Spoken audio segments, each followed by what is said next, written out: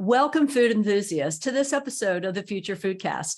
I'm Pam Line-Miller, your host for today, and I am so excited for our guest who's going to talk to us all about healthy eating, which is a topic that you love as our audience, I know, just from the feedback that we get. We have Jean Sebastien Crevier with us, and he is the Senior Director, I want to get this correct, of Global and Digital Marketing with WeCook. Welcome to the podcast, JS.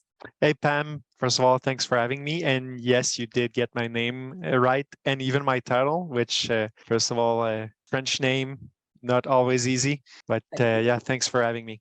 Thank you. I'm going to work on my French because I enjoy the language. It's a beautiful language, but I will call you JS for short today, just because you said that's what everyone calls you. So that is correct. Let's dive in, because you have quite a big job with this company. And tell us, first of all, what WeCook does.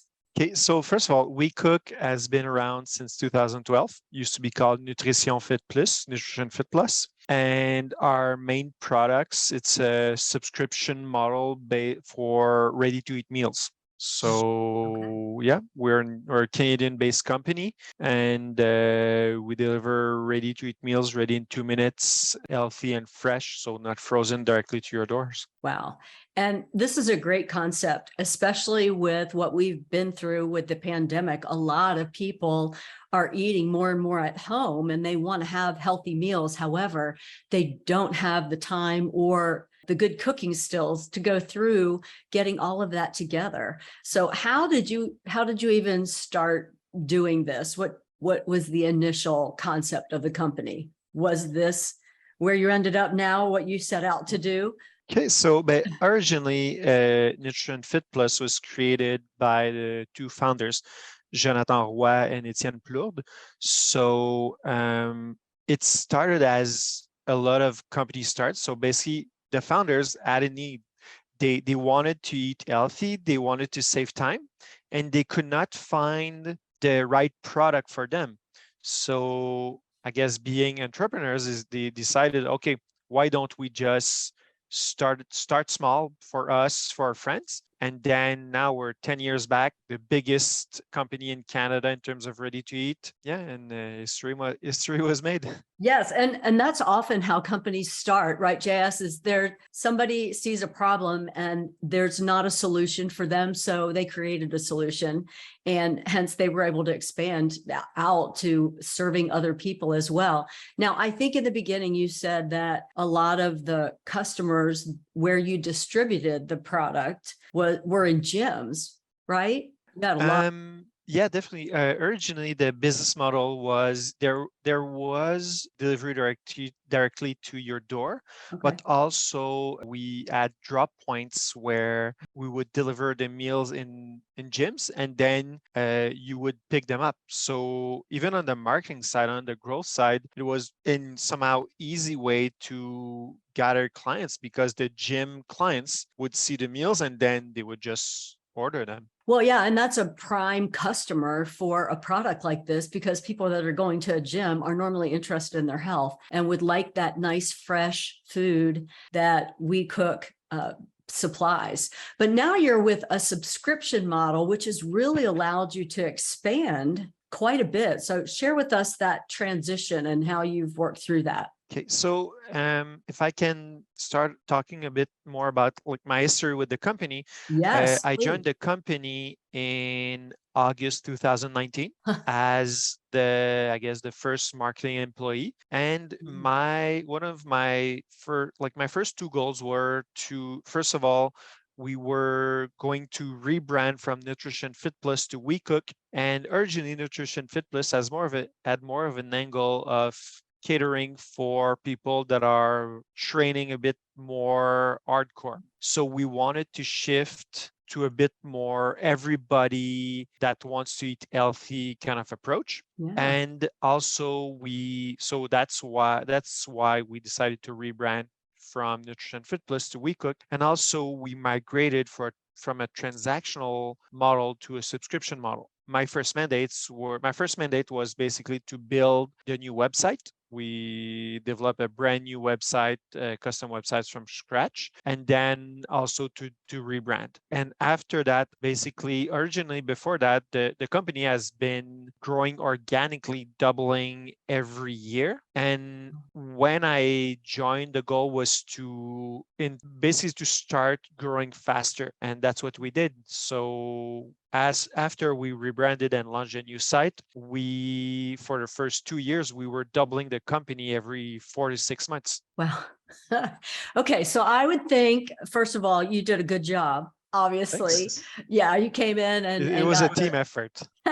I'm sure, but you were helping to direct how that happened. So I hear a couple themes there. You started they started with this core of really good prospective clients in the gym business, but then looking to scale and wanted to move outside of that, kind of to the everyday person that might be interested in healthy eating, and moving also to that subscription model. So you were really dealing with those consumers directly and working with them. And so that growth, that's a lot of growth. You were doubling every year, but then you started 3 to 4 times every quarter, did you say? Did I get that We right? were doubling every 4 to 6 months. Oh, every 4 to 6 months. Okay. Yeah. But still, when you're talking about fresh food and getting all of those source ingredients and the preparation. So what were your challenges with that growth? Because that's pretty fast, I would say. That has been a challenge, which we handled well, where,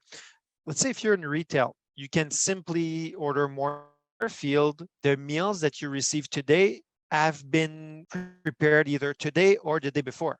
So there's no notion of inventory. So the scale, basically, we had on the marketing side, we had to be connected with production to make sure that we scale in a way that production can keep up.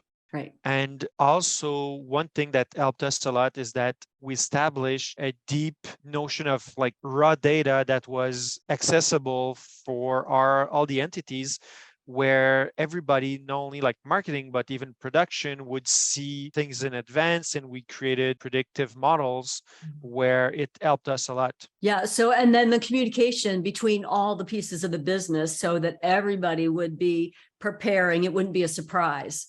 Like at least they knew what you were predicting was going to be happening. Definitely, because let's say on our side, our menus are, we always have 5 weeks at least of menus in advance available on the site, because at WeCook, each week is a brand new menu. Oh, so okay. Based of this, one of the challenge was also to try, especially right now with the pandemic and everything, but it was even back then, to predict the volume of clients and different meals a few weeks in advance so we can source the product. But further than that, since we were growing, also to predict the needs of hiring new employees. When I joined the company in August 2019, WeCook was 50 employees. We're 700 plus employees right now.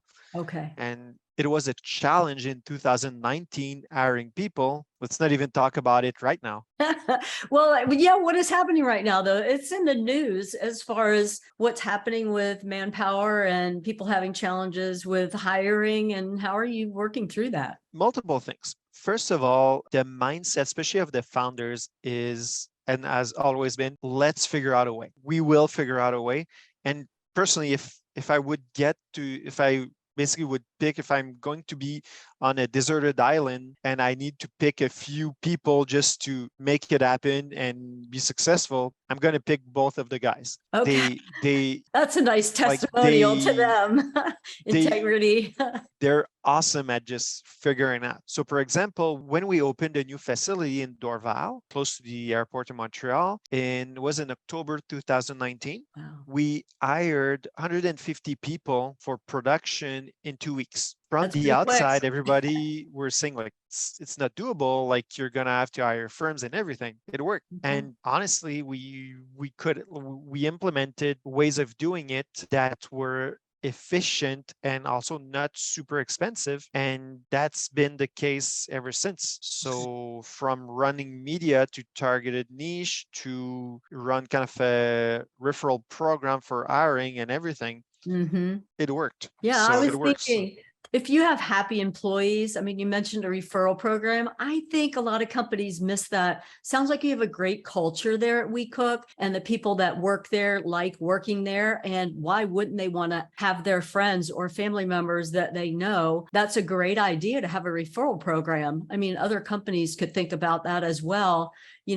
But they first have to have the great culture that people want to come and work with. But it sounds like you have that forward thinking, let's find a way attitude, and people want to be a part of something like that as you're growing. So personally, I do think there's different ways of attracting people, but as pretty much in business, like if you want to attract a new employees, you need to, I guess, close a gap in the market that person does not have either at his employment at the moment, or like something that's going to make you different than other companies. Mm-hmm. And sometimes it's not only a question of money, it's a question of, I guess, scheduling or just caring, I guess. Yeah, maybe you can have flexibility in different areas, or be serving, solving a problem for them in a different area. It's not just how much you're paying them, is what I hear you saying. Yeah, obviously I'm not HR, but I can speak for my team. Yeah. My team is fully remote. Okay. And we work in agile, and based off points in all our sprints, basically we tested it, and we're more productive if we're remote than in-house, because there's less distraction, there's no commute. Okay. But also like I said, it's basically a manager call, but in my team, people on my team can work remote, but anywhere they want to work. Mm-hmm. Like, for example, someone on my team is going to work for a little while in Spain. Just pause for a second, because you just start out with that. For example, someone on my team, because you froze for a minute, and I'm not sure if it was you or me, but go ahead. So, for example, someone in my team, she told me a few weeks back that she was going to work from Spain for a little while, but I forgot when. So last week, I think midweek, I asked her like, oh, and when are you going to Spain again? It's like, oh yeah, I've been there for a week already.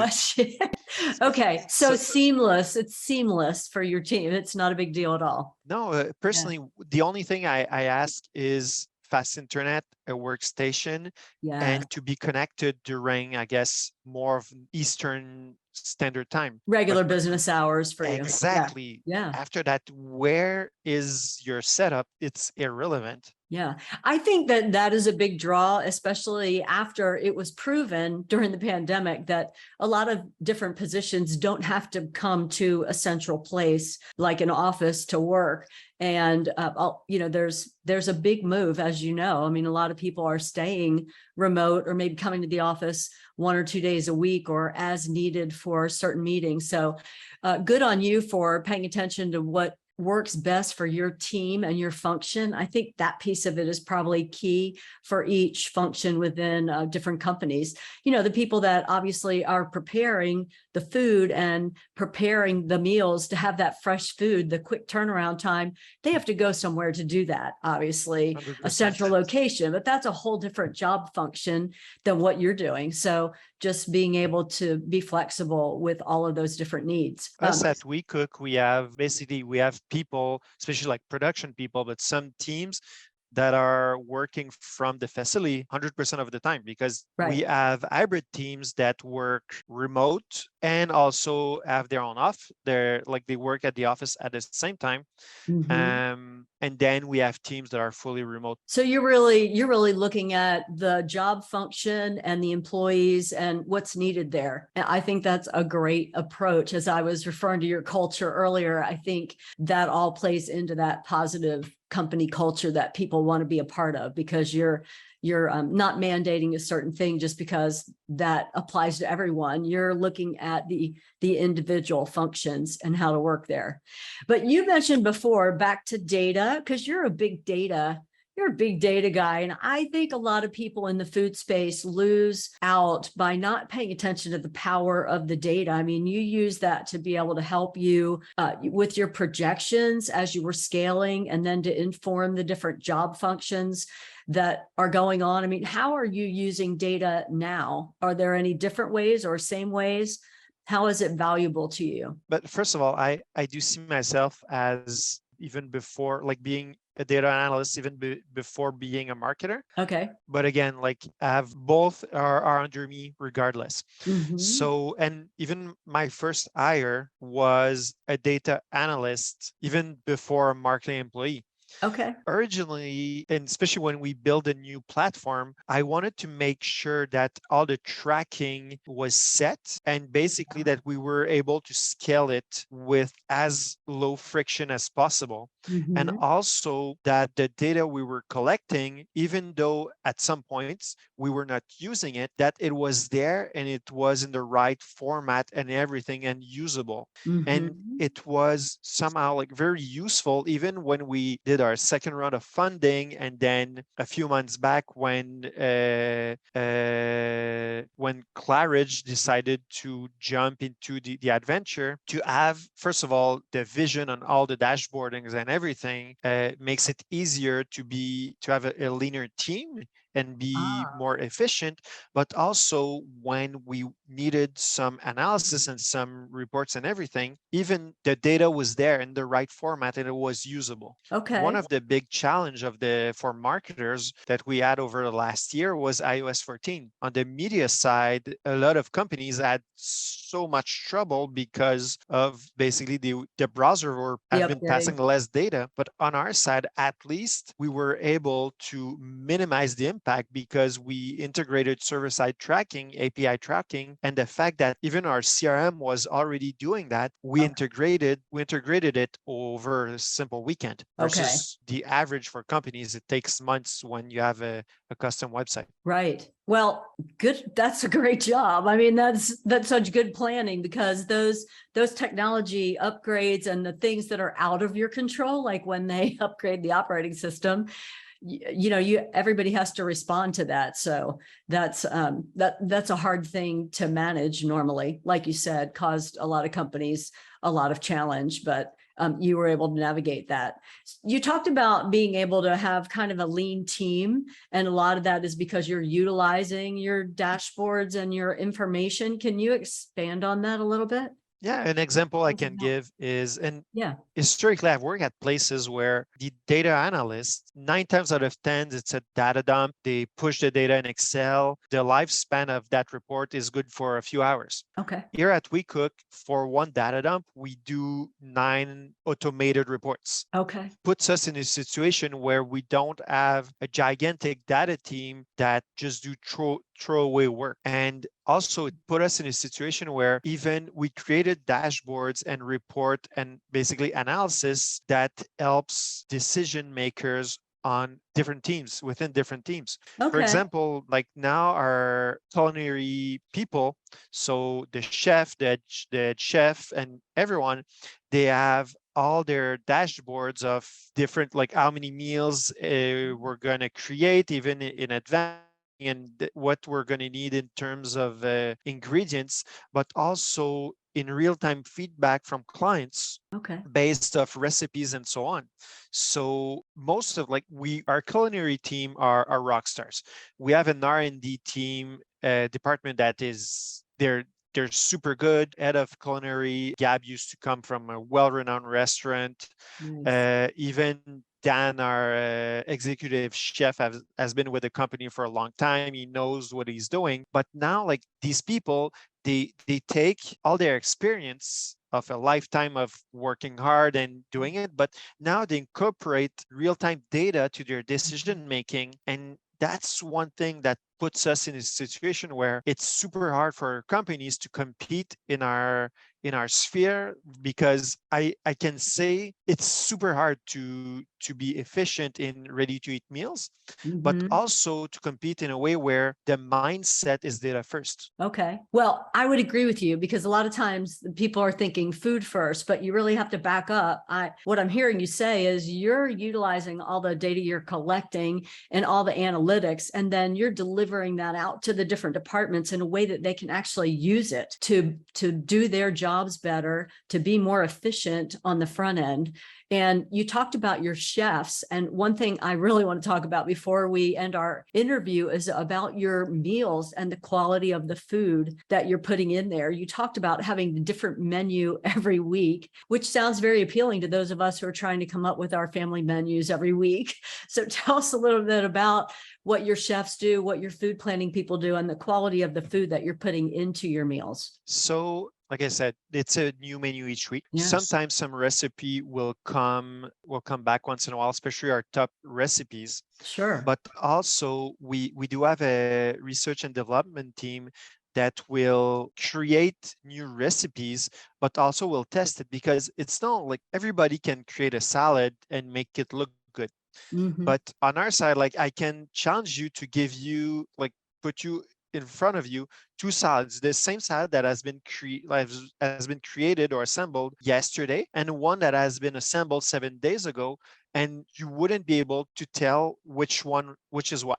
Wow. So that's a big difference. And also to create meals that not only they keep good, but also they taste good. And especially on my side as a marketer, one of my biggest challenges, because most of clients think of ready to eat as your frozen lasagna, full of salt, doesn't really taste good and everything. On our side, the product is awesome. So one of my biggest challenge, and on the performance side, but also with the branding team that does such a great work, is pass this to the person who never ordered, that it's not your frozen too salty lasagna. The product is key. And once we convince that the client to test the product for the first time, it's somehow easier for us, because the products creates the engagement for the client, because the product makes sense. The product sells itself, right? So if you can get them to make that first order and try how good it is, then they'll know, is what you're saying. Like, what's not to like? It's fresh. Well, it tastes good. It's ready in 2 minutes. Like, and that's how you should feel, JS, about your product. What's not to like? That's exactly how you should feel, so that the client tries it. Why wouldn't they reorder? How do you, from a marketing perspective, get them to try it for the first time? Obviously, we have an efficient marketing mix that was optimized over time for base of two things. What can put us, like my team, in a situation where we will switch stuff in the marketing mix is two things. First of all, if a new channel can come in and be more efficient, or if there's changes over time. At WeCook, basically, you probably saw our ads were very deep and somehow good on the media side, but also everything CRM based, so email, SMS, communication.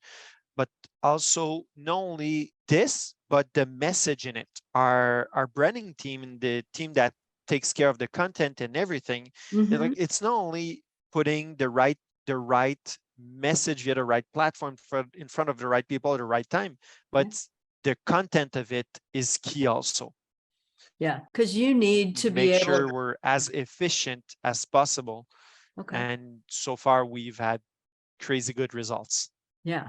That is great. It sounds like just things are going really fabulous for you. And obviously your product is selling itself. Your growth trajectory is really great. Some companies would love to have the growth percentages that you've had. And I really appreciate you sharing how you're utilizing data, because, well, here at the Future Foodcast, we love technology and data. So we love that. A lot of our listeners do. And we really appreciate that, but also that it can be utilized in a way differently. Like you might have this bucket of data, but you can then send it out to different departments in a way that they can use it.